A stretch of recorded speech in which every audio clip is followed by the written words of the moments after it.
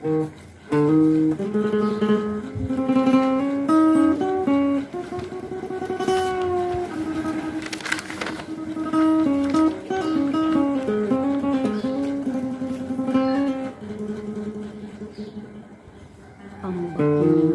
វថ្មីដេញចោលឆ្លៀនពៀន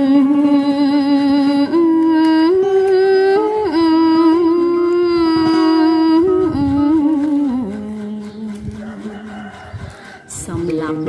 បំពេញឆោប្លន់ទឹកដី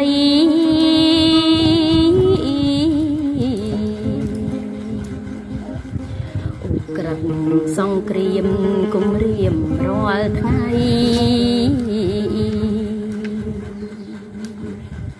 ក្មេងចាស់ប្រុងស្រីរស់នៅផាត់ភ័យ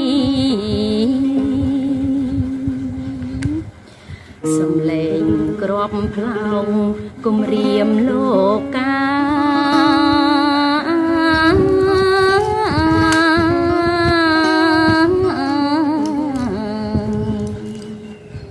តាមផ្ដាច់សង្ខាប្រជាប្រុងស្រី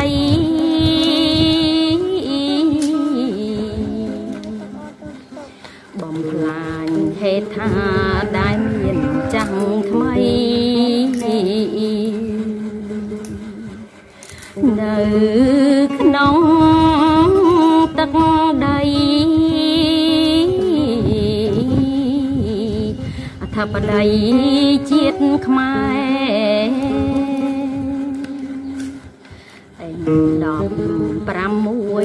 16រួយក្របផ្សាយពល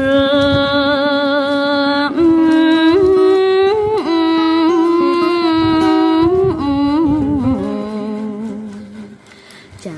សៀមងប់ងល់នឹងភ្លើងសង្គ្រាម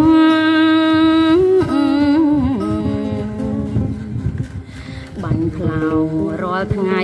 ច្បាប់នៅឲ្យស្ងៀមប្រហាដោយសៀមដល់ជន់ស៊ីវិលបំផ្លាញអង្គហើយប្រាសាទបុរាណ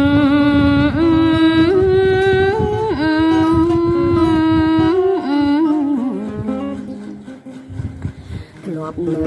សុខសាន្តមរតកដូនតា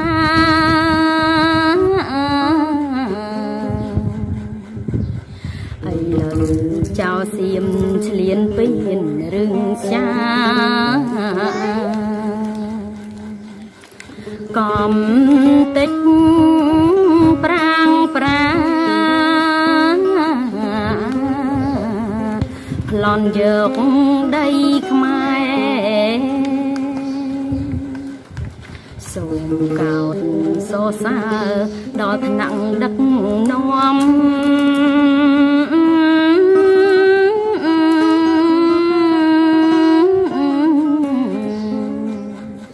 ប្រឹងប្រែងខិតខំខ្លាំងក្លាពូកែ